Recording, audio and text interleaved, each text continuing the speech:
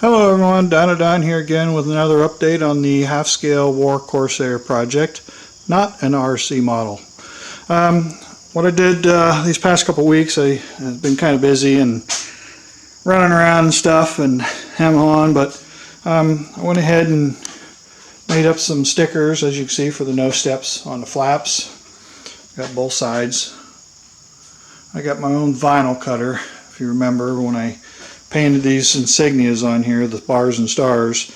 I bought a 34-inch vinyl cutter to make the stencils for this, to paint them out.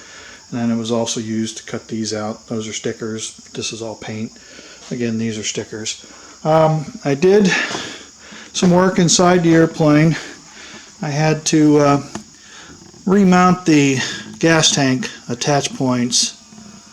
See those little turnbuckles right here. Those pins in there were a 3/16 pin. They had the wire loops that come around and snag it, but when you tighten these things up, it was tending to pop them off. So I had to drill out those holes and get some 1/4-inch clevis pins, and now I got those in there with washers and hairpin clips, so that's a whole lot better. Luckily I was able to reach in there, was standing on a bucket, and get all the way to the front one without crawling in the plane, but I had to unbolt the tank and lift it all out of there. Lift it up. I was able to pick it up high enough to get access down through there to do all that. So I got 4 new pins and everything in there that took care of that.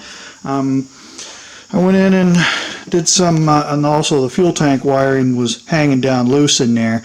As you've seen when I was getting into plane that time, I was fiddling around with my feet. That's because that wire was hanging.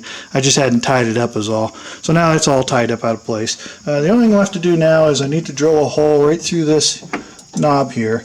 You can see this thing lifts off. I got to drill a hole through there into the steel tube and tap it and put a real small screw in there and then pull the sleeve up so this thing won't move around like it does.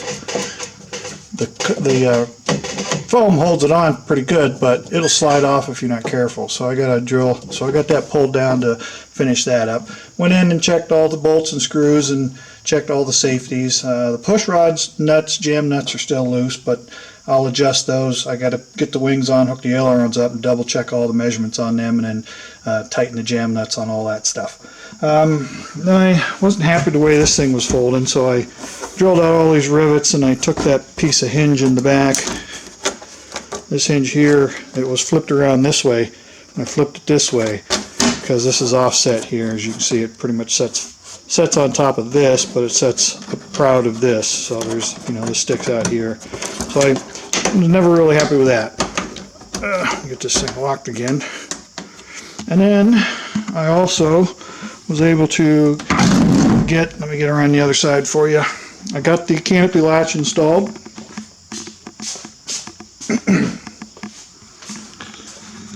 The other half of this piece, this thing swings around, and it's an old window latch, but there's the other half of it right here. So that hook catches under this hook, and then when you pull this forward, or pull it back, actually, it's a retractor. You can see it pulls that forward and helps lock it. I may still be able to put a seal around here. I've got the cable cut for the power for this, but I just have to get some ring terminals the right size so I can wire them in and tie everything up, and then the radio installation will be complete. For anybody that was asking about the interior of the airplane, that's pretty much it. On the left side, you have volts and amps, oil temp, oil pressure, water temp, water-cooled engine, airspeed, turn and bank, ball coordinator, engine RPM, altimeter, fuel pressure, and fuel quantity, and all my circuit breakers are on that side, and all the switches are on this side. And over here again is the flaps. If I can find my hand. Here it is. That's flaps up, down. It's a spring-loaded, center off throttle, tensioner knob, and then of course starter, and retracts up here. So that's pretty much the inside of the plane. Seat belts, I've got to put the seat back in after I finish. I may have to just leave that out until the, oops, thought my finger hit the zoom on you folks. Once the FAA comes up, I'll probably leave that out, fold that out, so they can look at that. I'll find out more when, you know, I call them. As you can see, I got the cowling, bottom of the cowling off, bottom cowling that is off, before I had the top off. What I was doing is I was in here working on these heat shields.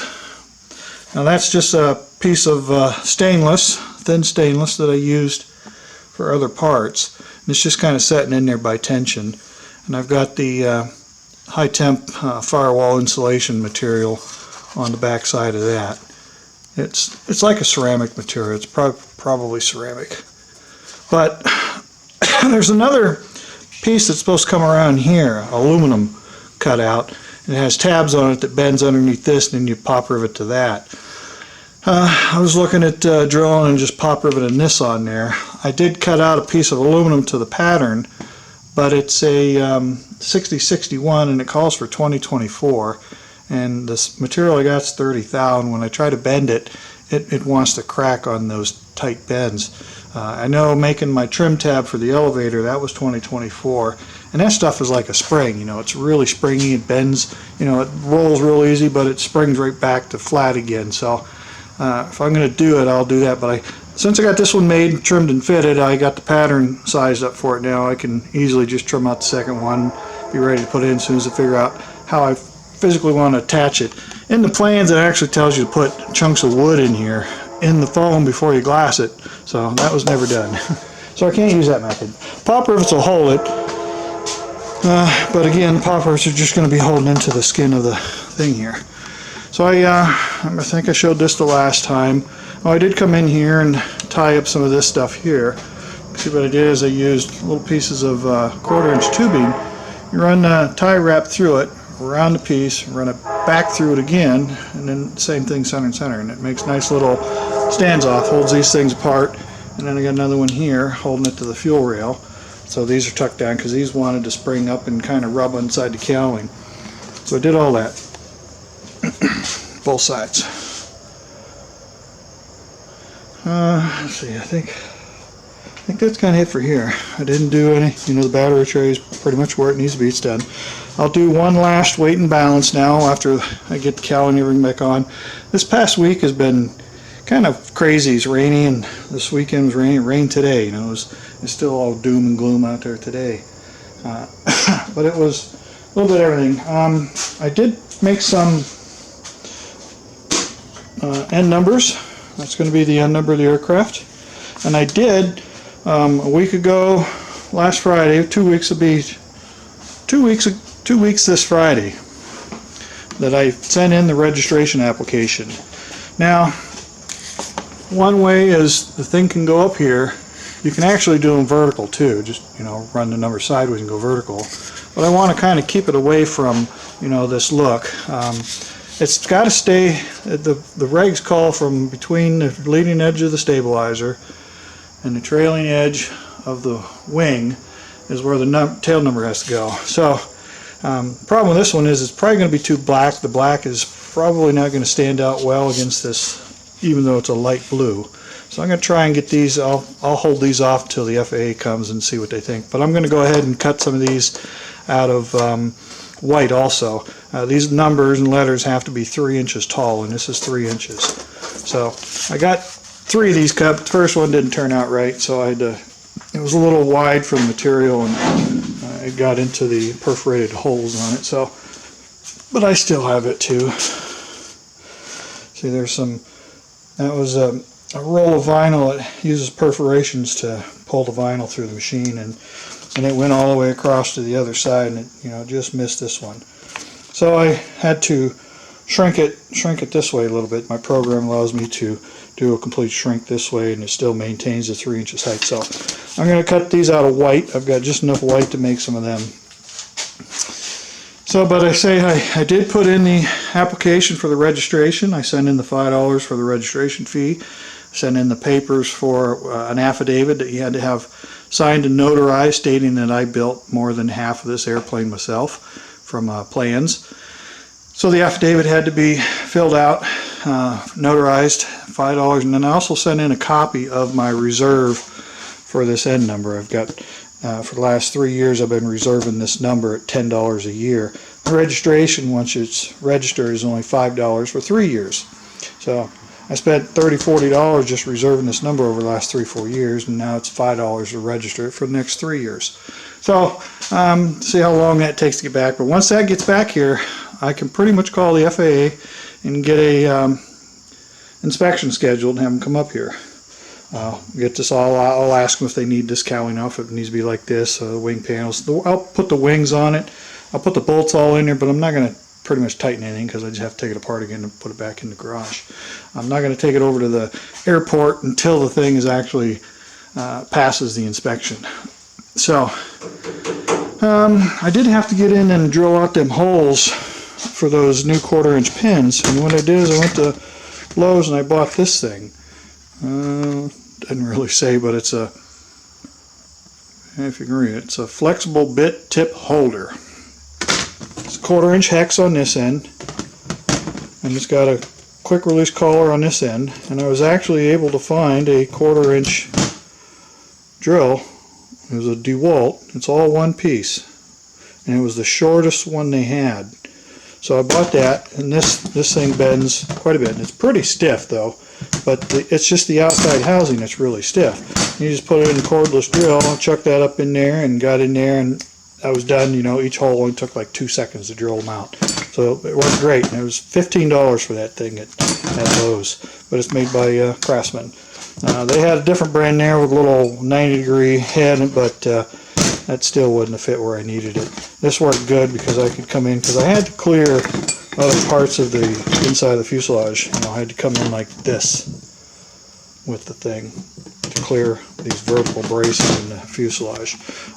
This is the basic pattern of that heat shield. So that's the physical size now, so I'll cut another one out of that. This is just a sample of some of the prints you get when you buy these airplanes. I looked at my sheeting, and there is 60 different papers, plans. These are the smallest. These are what, like 11 by 17, I think is what these would be. That looks about right. 11 by, so there's about a dozen of these prints, and everything again is all full scale.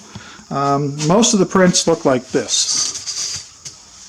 This is the Canopy print,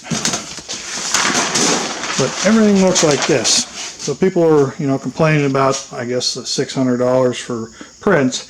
You got to understand, you get these. This is full scale. Everything in this is full scale. Here's the frames. Like I said, there's probably 50 of these things. You know, between 40 and 50 of these prints, and they're all one-piece, full-length prints. You know. But that's essentially what these prints look like, if anyone was curious as to what you're going to get. It's just like building a big radio-controlled model airplane. And there's that. See, I got the actual canopy latch that they call for.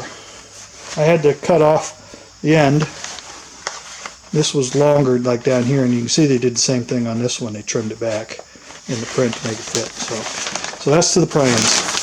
Then I finally did break down and buy me a bolt gauge with that last order. This is an aluminum one, but this is real nice and heavy duty.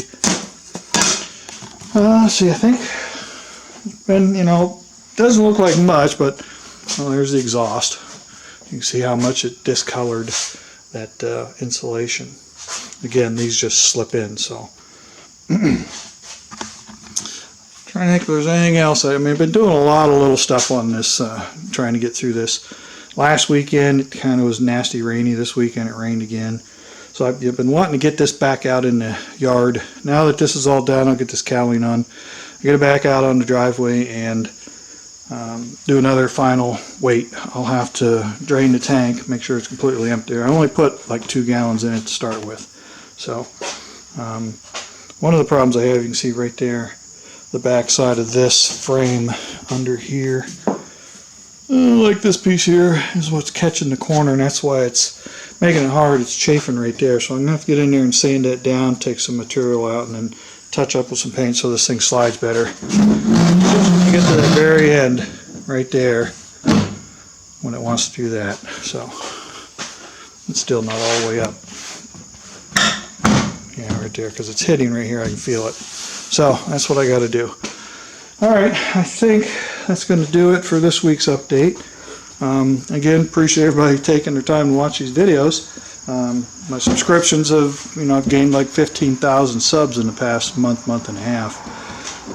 Been a lot of views, over 400,000 again on the first one that most people have caught and seen, and 270 something thousand on the one where I ran it up. So, but my goal is to get this thing outside again, get the wings on it, and do that last weight and balance, and then I'll see what I can do after that. So right now it's going to be a waiting game for the FAA.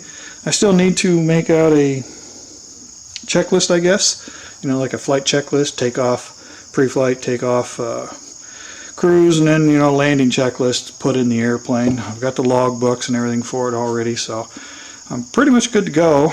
As soon as I can get the registration back, give them a call and see what happens, and we'll go from there. Alright, I'm going to go ahead and cut her off. Sorry, this one, it took me 2 weeks to get this video out, but I didn't have really much to show, and doing other things. So, but anyway, again, as always, thanks for watching the videos. Feel free to leave any comments, questions, concerns as you like, and I'll try to keep these things coming. Maybe next weekend I'll have everything buttoned up, have the final numbers on the weight and balance for you folks. Get that exhaust shielding finished up, and hopefully we'll be good as gold. Alright, I'm going to cut her off here now, folks, and get this thing loaded up tonight so you guys got something to watch until the next one. So for now, this is Dino Don out.